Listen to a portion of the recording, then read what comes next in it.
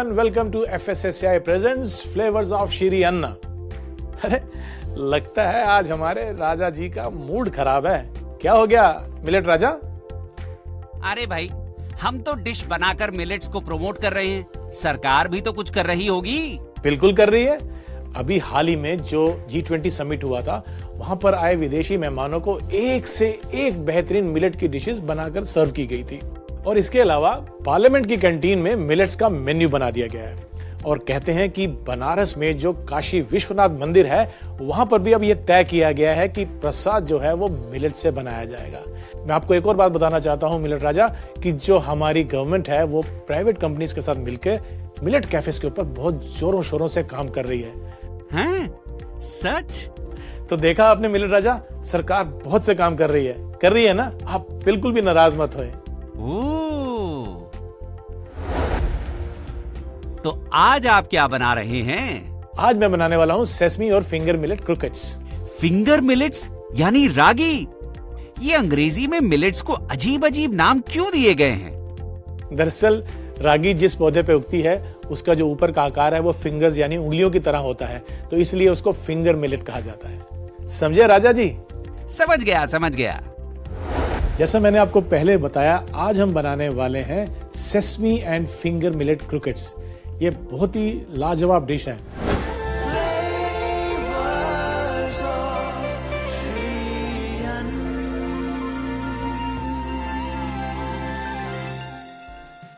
दरअसल क्रोकेट्स क्या होता है, ये एक तरह का सिलेंड्रिकल, चाहे वो वेज हो या नॉन वेज हो, एक सिलेंड्रिकल पीस होता है जिसको डीप फ्राई करके बनाया जाता है।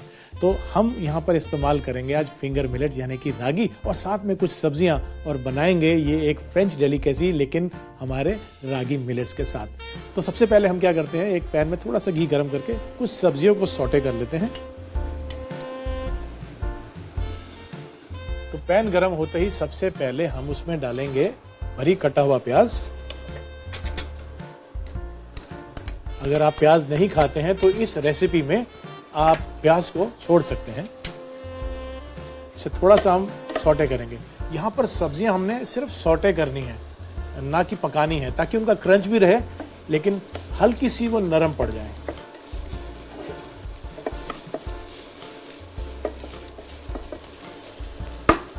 अब देखेंगे कि प्याज जो है वो सुनहरी हो गए हैं। अब इसमें हम डालेंगे ये बीटरूट। इसको मैंने छोटा छोटा काट लिया है। साथ ही में डालेंगे गाजर, इनको भी हमने बारीक काट लिया है। यदि आप नहीं काट पाए तो आप इसको कद्दूकस भी कर सकते हैं। और साथ ही में ये फ्रेंच बीन्स। इन तमाम सब्जियों को, और इसमें आप अपनी मनपसंद सब्जियां भी डाल सकते हैं, लेकिन इन तमाम सब्जियों को हमने बस थोड़ा सा सौटे करना है। क्रंच भी रहना चाहिए लेकिन हल्की नरम पड़ जाएंगे।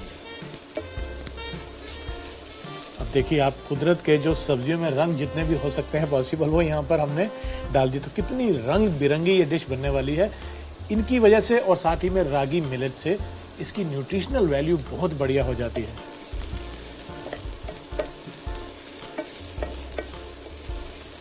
बस 1 से 2 मिनट हमने इसको सौटे किया और इसको हम हटा लेते हैं और यहाँ पर रख लेते हैं। अब दूसरे पैन में हम लेंगे देसी घी, और इसको भी गर्म होने देते हैं। और घी के गर्म होते ही इसमें हम मिला देंगे ये फिंगर मिलेट फ्लावर यानी कि रागी का आटा। और आटा डालने के बाद हमने इसको मिक्स करना है और धीमी आंच पर इसको पकाना है, ताकि जो रागी के आटे का कच्चापन है वो दूर हो जाए।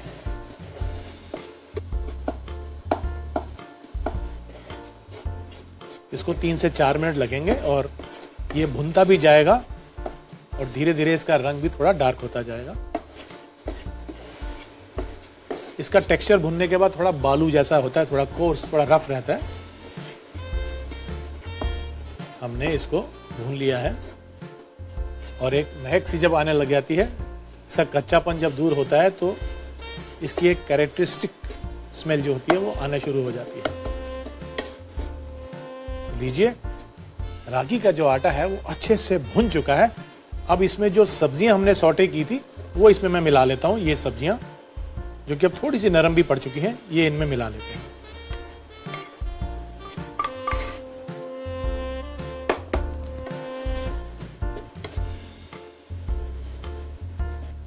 यहाँ तो मैंने गाजर, चुकंदर, बीन्स लिया है। आप इसमें अपनी मनपसंद सब्जियां भी डाल सकते हैं और ये कलरफुल होता है, तो जब क्रोकेट्स बन के फ्राई होता है और इसको हम तोड़ते हैं बीच में से, तो ये बहुत ही रंगीन और बहुत ही कलरफुल लगता है। अब यहाँ पर मैंने आलू को उबाल के मैश किया हुआ है, वो भी इसमें मिला लेते हैं हम।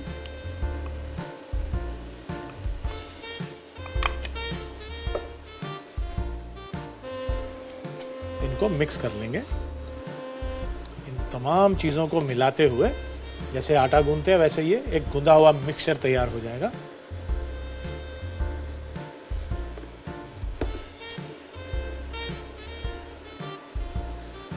तो चलिए, इसको मिलाने के बाद अब बारी आती है इसकी सीजनिंग करने की। तो उसके लिए मैं इसमें डालूंगा कुछ मसाले। सबसे पहले आइए इसमें डालते हैं नमक और ताजा कुटी हुई काली मिर्च।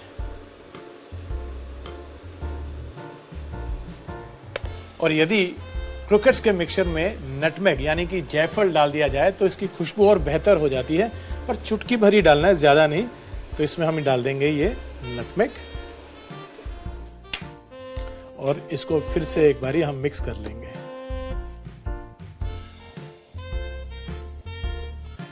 अब इसमें हम डालेंगे बारीक कटा हुआ हरा धनिया और हरी मिर्च। क्योंकि हमने काली मिर्च भी डाली है तो आप चाहें तो हरी मिर्च थोड़ी कम भी डाल सकते हैं।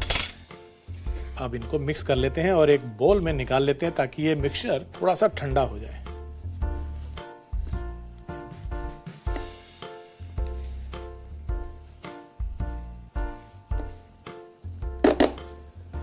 यहाँ पे हम एक बोल लेते हैं और ये मिक्सचर हम इसमें निकाल लेते हैं।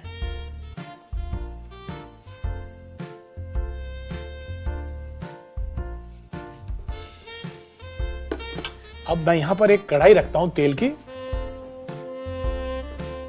और इसमें मैं तेल गरम कर लेता हूं। जब तक ये तेल गरम होता है, आइए हम क्रोकेट्स बना लेते हैं।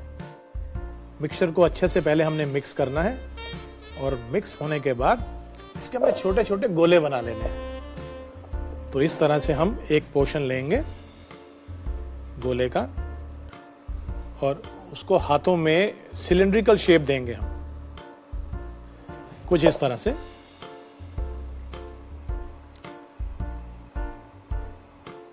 तो इस तरह से इसको हम शेप देंगे एक सिलिंड्रिकल और इसको एक प्लेट में ऐसे निकाल देंगे। देखिए, हम जब मिलेट्स की डिशेस बना रहे हैं तो मैं आपको बता दूं या याद दिला दूं कि मिलेट्स के बहुत फायदे हैं। अब मिलेट्स की जो फसल है इसको उगाने से ही पोल्यूशन कम होती है, तो ये हमारे क्लाइमेट चेंज के लिए भी बेहतर है और हमारी फूड सिक्योरिटी के लिए भी बहुत बढ़िया चीज़ है।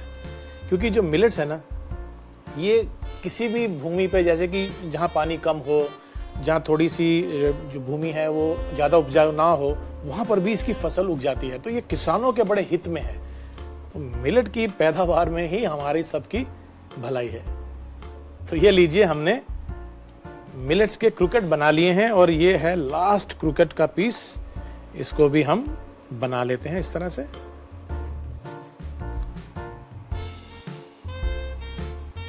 और इसकी साइड को टैप करते हुए इसको एक सिलिंड्रिकल शेप दे लेते हैं।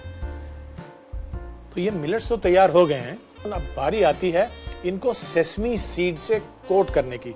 अब सेसमी क्या होता है? सफेद तिल। मैंने इनको सूखा ही भून लिया। इसको हम कहते हैं ब्रॉयलिंग। ब्रॉयलिंग यानी किसी भी ऑयल या किसी मीडियम के साथ नहीं पकाया, सूखा भुना है। तो ये मैंने ड्राई रोस्ट किया है सेसमी को।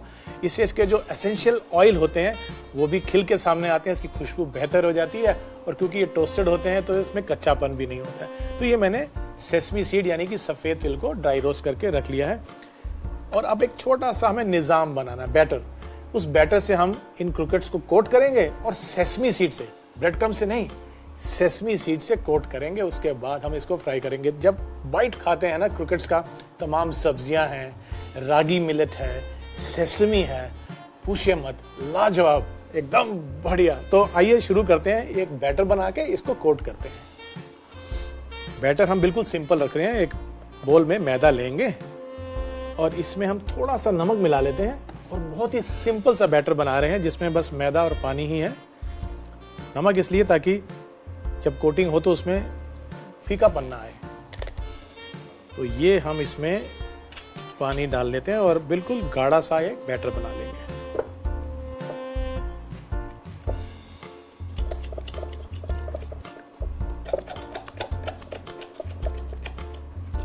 जब एक बार गाढ़ा बैटर बन जाए फिर उसकी कंसिस्टेंसी हम थोड़ी सी पतली कर सकते हैं।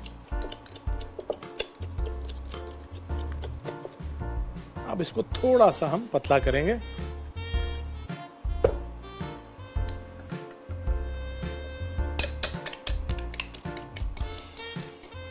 अब क्या करना है, हमने पहले लेना है बैटर, फिर लेने हैं ये क्रूकेट्स और फिर उसके बाद लेने हैं ये तिल जिसको हमने ड्राई रोस्ट करके रखा था। तो इन तिलों को हम इस प्लेट में डाल लेंगे और उसके बाद हमने क्या करना है कि हम एक एक करके क्रूकेट को इसके अंदर डालते जाएंगे इस तरह से और बैटर से उसको कोट करेंगे। और कोट करने के बाद इस तरह से तिल में रोल कर लेंगे। फिर से दूसरे क्रूकेट को भी इसमें डाल के बैटर से कोट करेंगे और तिल में रोल कर देंगे। ये भी हमने बैटर में डिप किया, निकाला और तिल में कोट कर दिया।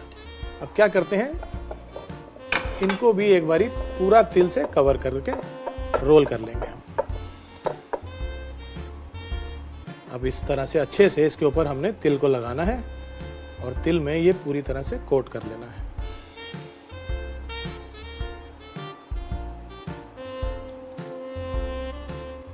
और इसी तरह से हम बाकी के जो क्रूकेट्स हैं उनको भी बैटर में डिप करके तिल से कोट कर लेंगे। कोट करने के बाद इसको अच्छे से सेट होने के लिए हमें इसको 10 से 15 मिनट फ्रिज में रख लेना चाहिए। उससे जो सेसमी है वो अच्छे से इसके ऊपर बाइंड हो जाते हैं और फ्राइंग के समय फिर वो छूटते कम हैं। तो इसको हम एक प्लेट में निकाल लेते हैं और फ्रिज में रखते हैं। तो लीजिए, क्रूकेट्स को मैं फ्रिज में से निकाल के ले आया हूं। तेल तो हमारा गर्म है, तो आइए इसमें ये क्रूकेट्स डाल देते हैं और इसे सुनहरी होने तक फ्राई कर लेते हैं। इसमें हीट ज्यादा नहीं होनी चाहिए क्योंकि सेसमी सीड नहीं तो जल्दी से कलर ले लेते हैं। धीमी आंच पे ही इसको हमने फ्राई करना है। और ये हमने इसमें सभी क्रूकेट्स को डाल दिया। इन्हें थोड़ा सा हिलाएंगे ताकि नीचे से ये कलर ना ले ले। क्रूकेट्स एक ऐसे बढ़िया स्नैक्स हैं कि ये वेजिटेरियन या नॉन वेजिटेरियन जैसा भी आप पसंद करते हो उस तरीके से इसको बना सकते हैं।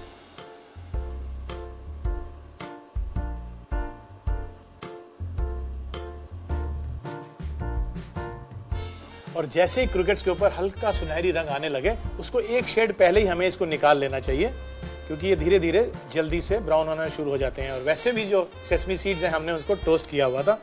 इसको एक प्लेट पे हम टिश्यू पेपर लगा के उस पर निकाल लेंगे ताकि जितना भी एक्सेस ऑयल होगा वो ये टिश्यू पेपर सोक कर लेंगे। तो ये हो गए तैयार हमारे क्रूकेट्स। तो लीजिए, क्रूकेट्स फ्राई हो चुके हैं।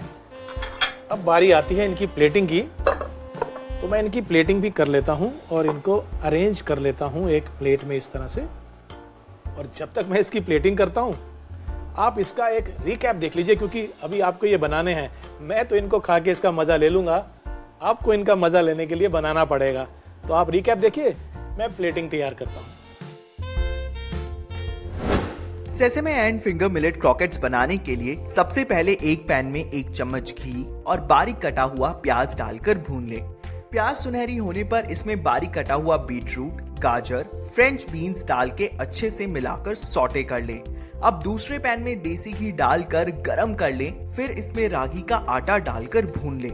रागी भूनने के बाद इसमें सौटे वेजिटेबल्स डाल के मिला लें। फिर इसमें मैश्ड पोटैटो डालकर मिक्स कर लें। अब इसमें 1 चम्मच नमक, 2 चम्मच कुटी काली मिर्च, चुटकी भर जायफल डालकर मिला लें और इसमें बारीक कटा हुआ हरा धनिया और हरी मिर्च डाल के मिला लें और ठंडा होने के लिए एक बाउल में निकाल लें। अब एक कढ़ाई में तेल गरम कर लें, फिर मिक्सचर को अपनी मनपसंद शेप दें। एक बाउल में आधा कप मैदा, 2 चम्मच नमक और पानी डालकर बैटर बना लें। अब क्रॉकेट्स को पहले बैटर में डिप करके ड्राई रोस्टेड तिल से कोट कर लें और फिर सेटल होने के लिए फ्रीजर में रख दें। एक कढ़ाई में तेल गरम कर लें और बने हुए क्रॉकेट्स को कढ़ाई में डाल के सुनहरा होने तक पकाएं। प्लेटिंग के लिए एक प्लेट में सभी क्रॉकेट्स को निकाल लें और अपने मनपसंद डिप के साथ गर्मा गर्म परोसें।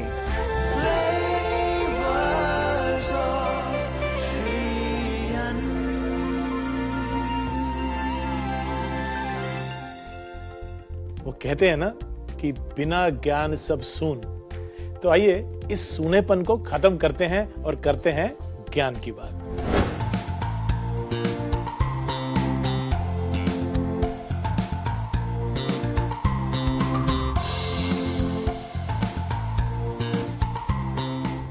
मैं आपको एक बहुत ही काम की बात बताता हूं, वो भी पर्सनल तजुर्बे से।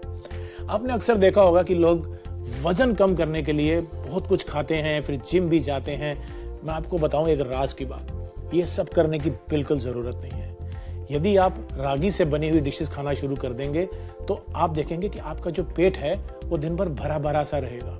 तो ऐसे में क्या होता है कि हम खाना तो बहुत तरह का खा लेते हैं और शाम को जब हम अनहेल्दी स्नैकिंग कर लेते हैं, चाय के साथ कुछ तला हुआ खा लिया, तो वहाँ जितनी भी हमने वर्जिश करी है या डाइटिंग करी है वो सब फेल हो जाती है। रागी का बना हुआ खाना खाने से एटलीस्ट आपका पेट भरा भरा लगेगा और इस अनहेल्दी स्नैकिंग से आपको बिल्कुल छुटकारा मिल जाएगा। दूसरी चीज़ ये है कि ये जो रागी या कोई भी मिलेट होता है, इससे बना हुआ खाना खाने से आपकी अगर डायबिटीज़ हो तो उसमें भी काफ़ी मदद मिलती है। तो है ना ये काम की चीज़। तो आप एक काम कीजिए, छोड़ दीजिए ये सब गेहूँ और ज़्यादा से ज़्यादा राइस के ऊपर डिपेंड होना, आप अपना लीजिए मिलेट्स। आपने जैसे ही मिलेट अपनी डाइट में शामिल किया तो जिम भी नहीं जाना पड़ेगा, खुद ब खुद आपका वजन भी कम हो जाएगा। है ना ये ज्ञान की बात। FSSAI presents flavours of Shri अन्न में अब वक्त हो चला है एक ब्रेक का, एक छोटे से ब्रेक का। हम यूं गए और यूं आए, कहीं जाइएगा नहीं। मिलते हैं ब्रेक के बाद।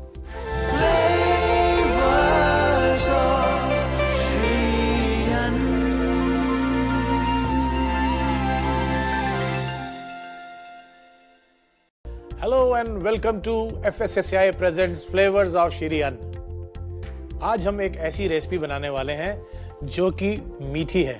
और मीठी इसलिए है कि जब भी कोई अच्छा काम करते हैं, खुशी का मौका होता है, कोई गुड न्यूज़ आती है, तो हम कहते हैं मुंह मीठा हो जाए। तो श्री अन्न को जब हम इतना प्रख्यात या फेमस कर रहे हैं तो क्यों ना कुछ मीठी मीठी बातों के साथ मीठी मीठी रेसिपीज भी हो जाए। तो आज हम बनाने वाले हैं पर्ल मिलेट बर्फी।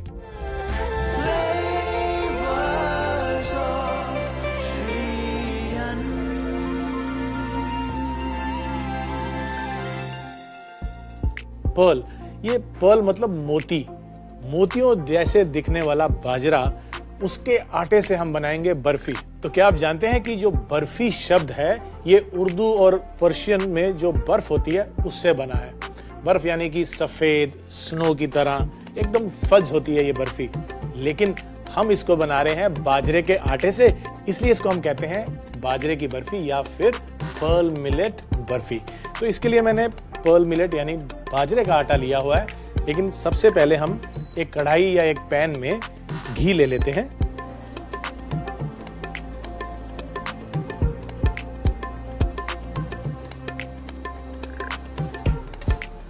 और घी के गर्म होते ही इसमें हम ये पर्ल मिलेट यानी कि बाजरे का आटा मिला देंगे।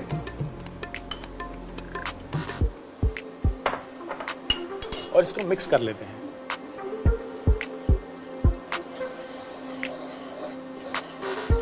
और मिक्स करने के बाद इसको धीमी आंच पर हमने पकाना है। हम इसको बाजरे के आटे से बना रहे हैं, आप चाहें तो इसको ज्वार के आटे से भी बना सकते हैं या फिर जो मिलेट आपको पसंद हो उसका इस्तेमाल करते हुए इसको बना सकते हैं।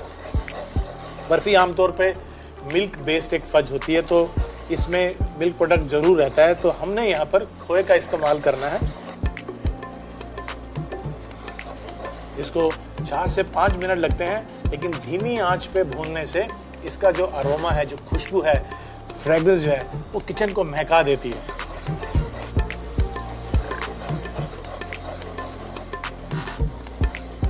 बाजरे के आटे से तो हम कई रेसिपीज बनाते हैं। आज भी हमारे गाँव में और छोटे शहरों में बाजरे का काफ़ी इस्तेमाल होता है और ये माना जाता है कि बाजरा जो है वो हमारे इंटरनल जो ऑर्गन्स हैं, लंग्स और किडनी, इसके लिए बहुत ही अच्छा होता है और हमारे डाइजेस्टिव सिस्टम को भी ये मजबूत रखता है।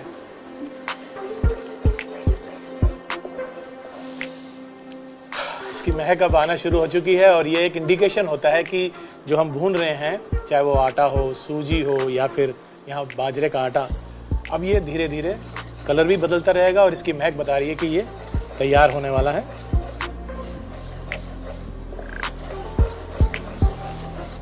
बाजरे के फायदे तो हम आपको कई बार बता चुके हैं, लेकिन ऐसा भी माना जाता है कि बाजरे में कुछ ऐसे कंपाउंड्स होते हैं जो हमारे ब्रेन के फंक्शंस के लिए बहुत अच्छे होते हैं। यहाँ पे बाजरा भुन चुका है, अब इसमें हम गुड़ मिलाएंगे। इस गुड़ को मैंने थोड़ा थोड़ा क्रश कर लिया है मिलाने से पहले।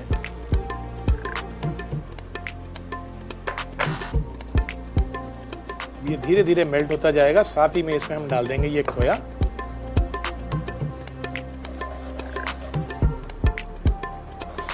और गुड़ के थोड़ा सा मेल्ट होते ही इसमें हम खोया मिला देंगे।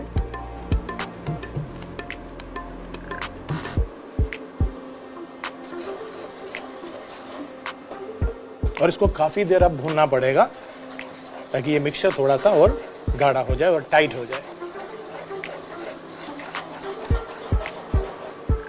जब खोया अच्छे से मेल्ट हो जाएगा गुड़ के साथ मिलके, वो एकदम ऐसे स्मूथ सा टेक्सचर जब आ जाएगा, इसको 10 मिनट के करीब लगेगा, तब ये इंडिकेशन है कि अब ये तैयार हो चुका है और इसको हमने अब ट्रे में या थाली में डाल के सेट करना है। तो बंद करते हैं इंडक्शन को और मिक्सचर को हम ट्रांसफ़र कर लेते हैं एक ट्रे में या थाली में। मेरे पास ये ट्रे है, इसमें मैंने नीचे थोड़ा सा देसी घी लगा लिया है, तो ग्रीस कर लिया है और ये मिक्सचर मैं इसमें ट्रांसफ़र कर दूंगा।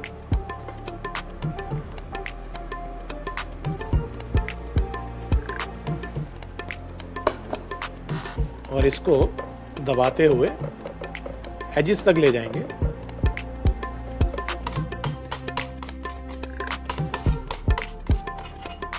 साइड्स को बराबर करते हुए एकदम समतल कर लेंगे इसको।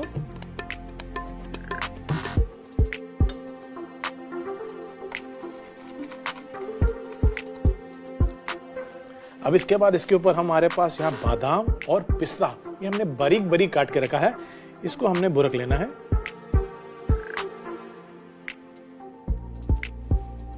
और चारों तरफ हमने कवर कर लेना है बर्फी को इस बारीक कटे हुए नट्स के साथ। तो बस इसको अब सेट करने के बाद हमने जो नट्स डाले थे उसको भी हल्का हल्का टैप कर देते हैं ताकि वो भी इसमें अच्छे से सेट हो जाएं, अंदर चले जाएं थोड़े से। अब इसको हमने ठंडा होने के लिए रखना है। थोड़ी देर ठंडा करेंगे, उसके बाद मन चाहे आकार में इसके हम पीसीस काट सकते हैं।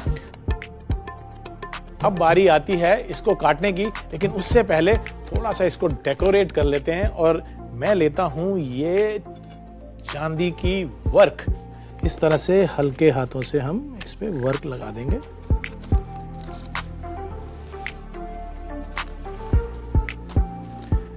वर्क लगाने के बाद इसको हम पीसेस में काट लेते हैं इस चाकू की मदद से।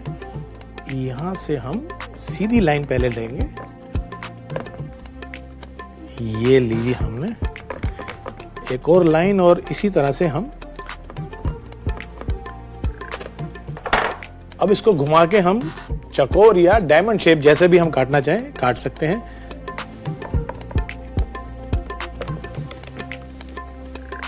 और ये जो साइड की एजेस हैं इसको हम हटा देते हैं।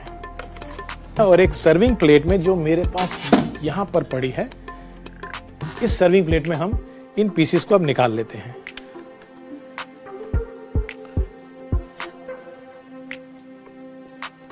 और इसी तरह से मैं इसको अरेंज कर लेता हूं, थोड़ा डायगोनल लगाते हुए। तो ये लीजिए, हमारी पर्ल मिलेट बर्फी यानी कि बाजरे की बर्फी तैयार हो चुकी है। और ये मेरा दावा है कि ये बर्फी आज तक जितनी भी आपने बर्फी खाई है उन सबसे ऊपर और सबसे बेहतर है। तो क्यों ना आप भी इसको ट्राई करें और अपनाएं ये पर्ल मिलेट बर्फी और मिलेट्स को भी।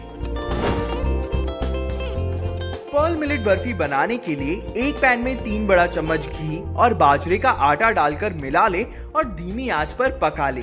बाजरा भूनने के बाद इसमें क्रश्ड गुड़ और आधा कप खोया डालें। इसके गाढ़ा होने तक इसे भूने। अब एक ट्रे पर बाजरे के मिक्सचर को डालकर समतल कर लें। फिर इस पर बारीक कटे हुए बादाम और पिस्ता डाल के अब इसे ठंडा होने के लिए थोड़ी देर के लिए रख दें। फिर इस पर चांदी का वर्क लगाएं और इसे बर्फी के आकार में काट लें। प्लेटिंग के लिए एक प्लेट में बर्फी के पीसेस रख के परोसें।